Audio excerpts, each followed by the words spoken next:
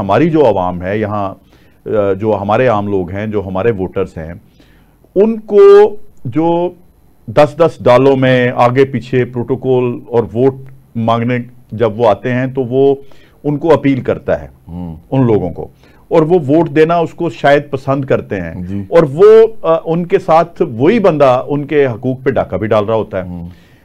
लेकिन जो आदमी पैदल वॉक करके उनके घर आता है वोट मांगने, तो वो पंजाबी कहते हैं कि यार ऐसे कुलते खर्च करने वास्ते पैसा नहीं है, इन्हें साढ़े वास्ते की करना है। हालांकि उनको ये नहीं पता कि ये असेंबली में जाएगा, वहां हमारी बात करेगा, नुमाइंदगी करेगा।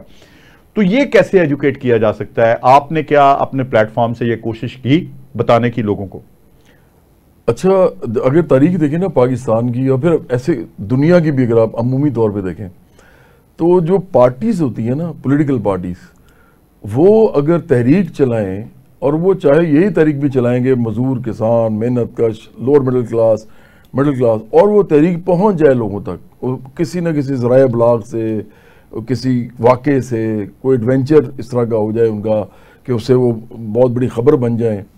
जैसे देखें ना, मलाला भी तो दुनिया में इतना कुछ कर गई है, सिर्फ एक खबर ही बनी थी ना कि वो उसको गोली मारी थी। बिल्कुल ऐसे ही। तो इस तरह कई दफे ऐसे भी हो जाते हैं, एक्सीडेंट्स भी हो जाते हैं। तो एक बात तय है कि लोग जो हैं, अगर आपको देख के इंस्पायर नहीं होते, आप किसी पार्टी के हिस्सा नहीं होते। जैसे पीपल्स पार्टी की मैं मिसाल दूंगा।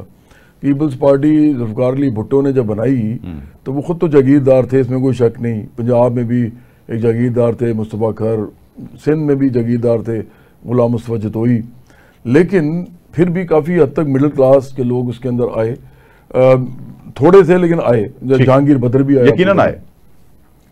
तो लोगों ने इससे बेपरवाह होके, और ये तारीख बताती है कि उन्होंने बेपरवाह होके वोट दे दिया, और वो उस ज़माने में वाकई एक्चुअली हुआ कि भुट्टो, जुल्फ़िकार अली भुट्टो के बारे में लिखते थे जर्नलिस्ट बड़े बड़े कि लग यही रहा है कि वो खंबा भी खड़े करेगा, हाँ, तो वो जीत जाएगा। और वैसे हुआ वैसा। जी जी बिल्कुल हुआ भी, हुआ भी। तो वो एक अलग बात है कि भुट्टो साहब ने बजाय कि वो सारा ही फिर खंबे मिडिल क्लास और वर्किंग क्लास खड़े कर देते, उन्होंने फिर ऊपर फिर वही बुर्ज रखा। ज़ाहिर है वो आगे जागीरदार, हाँ, वो सारे बुर्ज वही थे, ज्यादातर पार्टी हाईजैक कर गए। बाद में फिर मसला भी हुआ जुल्फ़िकार अली भुट्टो साहब को, उन्होंने अपनी किताब में लिखा भी।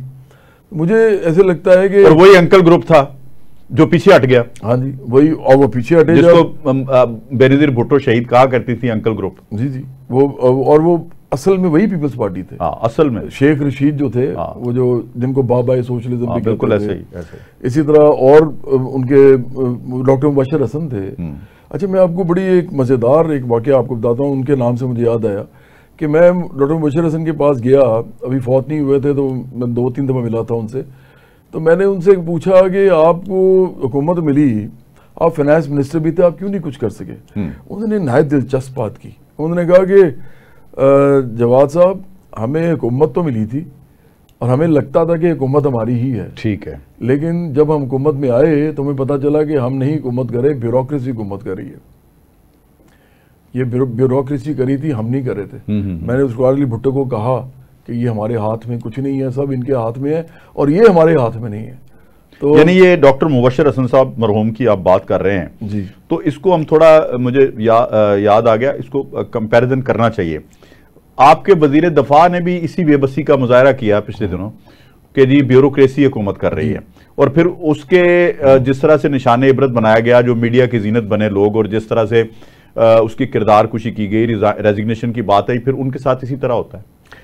सिविल और मिलिट्री ब्यूरोक्रेसी जो है ना, इन लोगों ने इस मुल्क का जो निज़ाम है ना पूरा, जिसके अंदर हम एडमिनिस्ट्रेशन भी कहेंगे, क्योंकि सारी तो एडमिनिस्ट्रेशन इन्हीं के पास है, उसके बाद इवन जो बाकी मामलात हैं, जैसे एग्रीकल्चर है, इंडस्ट्री है, फाइनेंस है, कोई भी आप शोबा ले लें, इसके अंदर ये बिल्कुल ऐसे गड़े हुए हैं। ठीक, इनको पता है कि किस तरह करना है, क्या करना है। अगर कोई कहता भी है ना पॉलिटिकल आदमी इनको कि ऐसे करो, तो वो उनको पता है कि कैसे उनको कहना है कि कर भी दिया है और होगा भी नहीं, वो करना भी नहीं, क्योंकि वो अपने हिसाब से चलते हैं। तो मुझे लगता है कि जो सबसे इस मुल्क के अंदर जो बुरा तोहफा अंग्रेज हमें देके गया है ना, वो ब्यूरोक्रेसी, वो सिविल और मिलिट्री ब्यूरोक्रेसी है।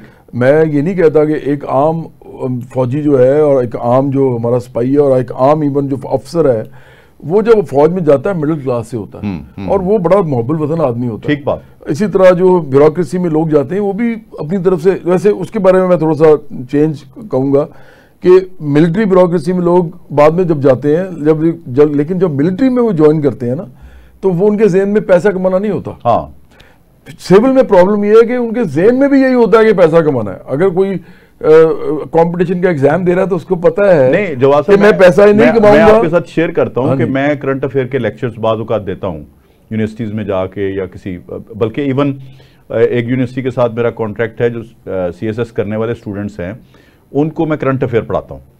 तो बाज़ औक़ात ऐसा होता है कि हम सोचते हैं कि बच्चे कुछ सवाल करेंगे ऐसा जो अपने नॉलेज के लिए होगा, हिस्टोरिकल पर्पस पे होगा, फ्यूचर के हवाले से होगा। वो कहते हैं जी पैसा किस तरह कमाना है, बस उनका मतमा नजर सिर्फ ये है। बिल्कुल ये। तो ये अब आपकी बात मैं बिल्कुल इंडोर्स करता हूं इसको। वो कहते हैं जी कि बात ये है कि अगर हम अपने वालदैन के इतने पैसे हम पे जो लगाए हुए हैं उसका कहीं से वापस रिटर्न बैक नहीं करेंगे तो हमें क्या फ़ायदा पढ़ने लिखने का। और जो कंपटीशन के एग्ज़ाम के बाद ब्यूरोक्रेसी ज्वाइन करते हैं ना, ज़्यादातर लोग, उनके ज़हन में पहले से होता है कि करप्शन का तो हम पार्ट बनेंगे। बिल्कुल बिल्कुल। तो अच्छा, एक और आखिरी बात डॉक्टर मुबशर हसन के हवाले से, आपने अभी कहा ना कि एक आम आदमी चला जाता है तो लोग उसको कुछ भी नहीं समझते। ये हमने देखा है डॉक्टर मुबशर हसन के इलेक्शन में, लाहौर में ये इलेक्शन लड़े थे मिर्ज़ा इब्राहिम के मुकाबले में। मिर्ज़ा इब्राहिम जो थे बहुत बड़े एक यूनियन लीडर थे या मजदूरों के लीडर थे, और वो आपको पता ही है कि वो ऐसे आदमी थे कि वो एक अपना हाथ खड़ा करते थे तो मतलब लाखों लोग निकल आते थे, इस तरह के आदमी थे।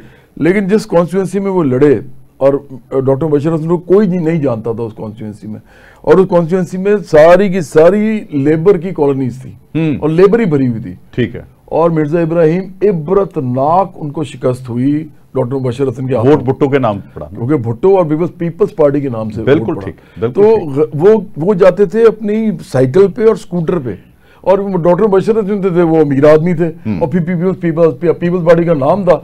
तो अपने मजदूरों ने अपने लीडर को सियासी वोट नहीं दिया, लेकिन वो उनके साथ ट्रेड यूनियन में साथ खड़े थे। ठीक हो गया।